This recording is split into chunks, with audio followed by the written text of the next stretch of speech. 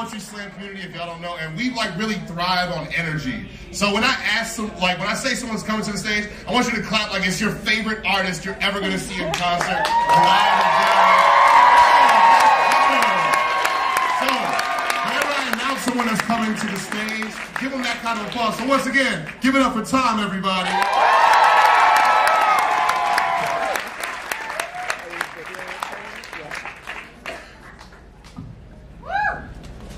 Hi. This may come as a shock to many of you, but I was not always this handsome. No, really. In 1933, I was 10 years old. I'll give you a chance to figure out the math now. I was a new kid at St. Matthew's School in Milwaukee, South Side. And I was in, I think, third grade, probably for my third year. No. Anyway, St. Valentine's Day at the school, it was a Catholic school, and the nuns we were allowed to bring Valentines in. And I remember I got imagine in those days, the depth of the Depression, I was able to buy a 5-pack of Valentines for 2 cents. So I had to choose my gals very carefully. The one gal, of course, was everybody's choice, was the beautiful Betty Jane Hayes. Just gorgeous. Even the nuns were in awe of her. She was just great. And the second, of course, was the sultry Patricia Gilbert. She was very nice, but John Gordon had her corner. So, anyways, I thought, well, I'll risk it. So the third one was Thomasine. Well, these are actually names, by the way. I hope they're not here. Thomasina Welsh was a flaming redhead gal who during recess loved to play in the games with the boys. All the girls were by themselves on recess. The boys had Thomasina Welsh. And we used to play a game that was called Break the Camel's Back. You ever do that? But you line up, you grab a pole, the person behind you grabs, and then what happens, you take a running jump, you jump on top and try to get the guy to collapse to the front. That was breaking the camel's back. And Thomasina Welch was part of that. That was thrilling.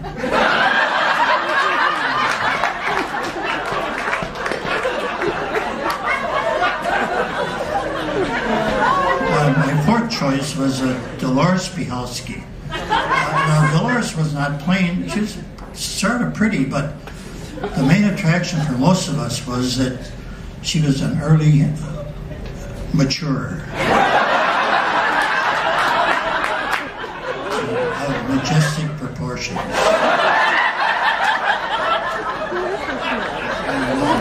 I never heard this.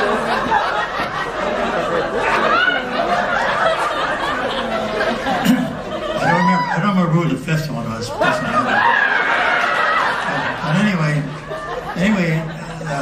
we had to go up and we had this big box that the nun, Sister Mary Giordano, a very sweet lady, very, very devout, not the stereotypical nun. This was a real sweet nun. Anyway, they had the box up there and you had to drop your Valentines in there. And near the end of the day, she would take them out and she'd call out your name. You had to come up, get your Valentine.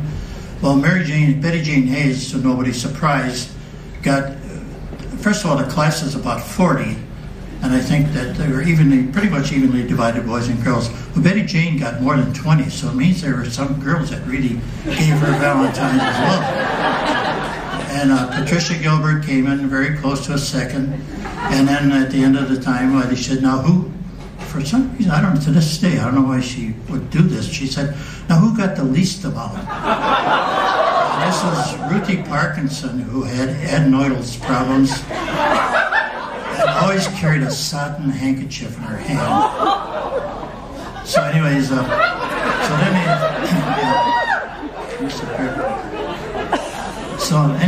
then we started with the boys, and to nobody's surprise, the boy that got the most was Billy Belot, that star who later became a great football player. He played for Creighton. And he was tall, handsome, blonde, good-looking guy. Donald Lavelle was a close second. Lavelle was kind of sly. He was my idol. I liked his style. And then they all went down the line. I don't remember who was third or fourth. And finally, she said, now let's see, who got the least?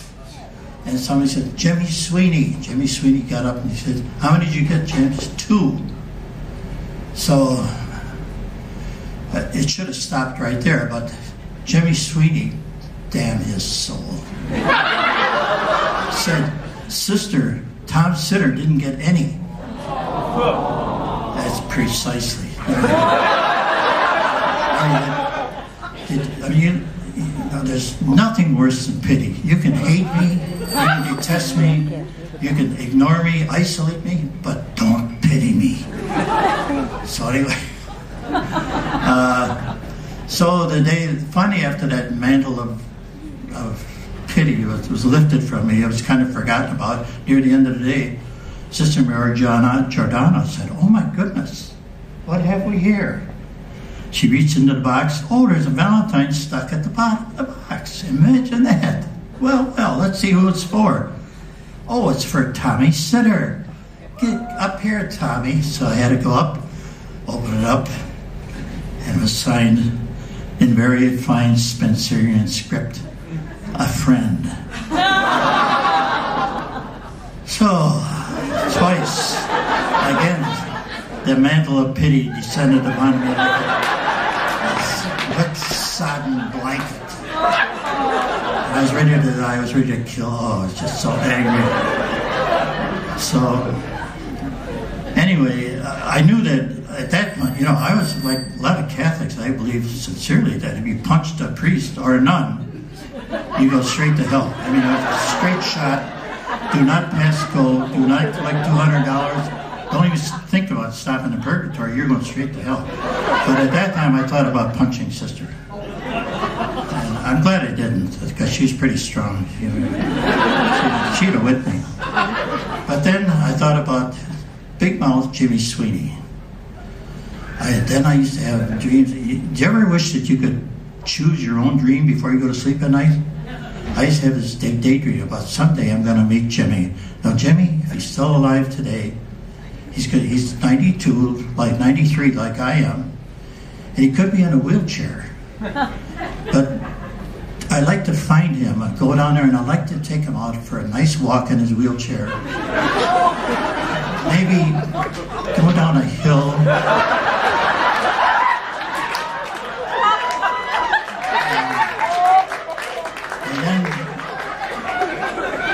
And inexplicably, my hands would slip from them,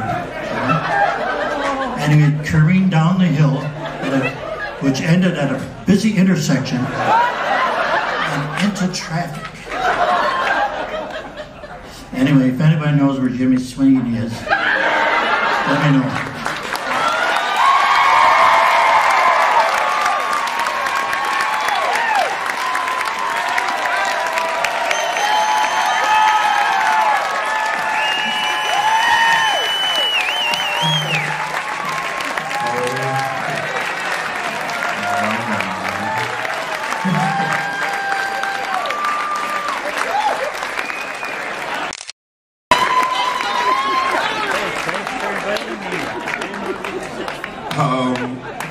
Couple things about that story.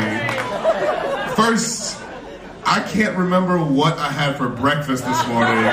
So you, sir, your memory is impeccable. 2, no one judge him because y'all have all thought worse things about people. I don't care what nobody thinks. Everyone has had that thought where like, ooh, if I could just catch that one guy on that one time, I swear I would maybe not push him into an intersection, but you do something. So this is a judgment-free zone. All right, let's see what we have here.